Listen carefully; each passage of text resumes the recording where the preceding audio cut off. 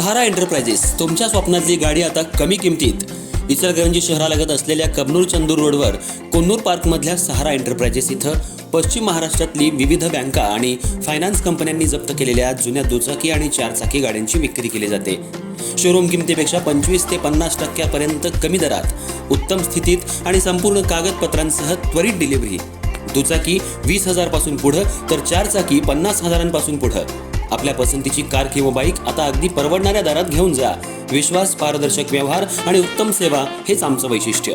पत्ता Konnur park, Kabnur Chandur road, Ichalkaranji. Proprietor Rajubhai आजगर.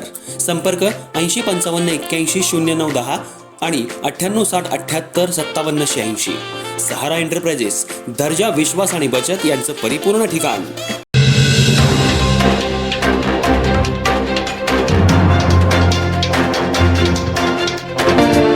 नमस्कार, मी Tejaswini Magdum. M मराठीमध्ये आपल्या सर्वांचं स्वागत आहे. पाहूयात ठळक घडामोडी.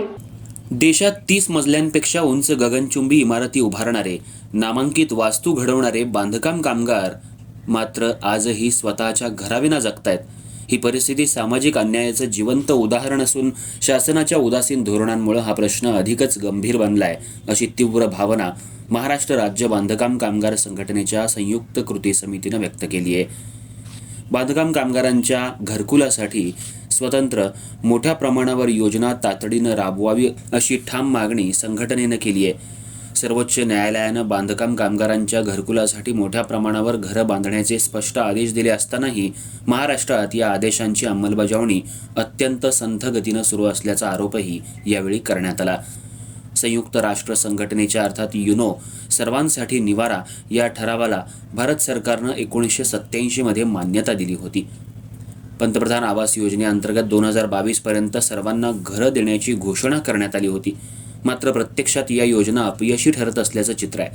आजही हजारो बांधकाम कामगार झोपडपट्ट्या, भाड्याची घरं किंवा असुरक्षित ठिकाणी राहायला मजबूर आहेत.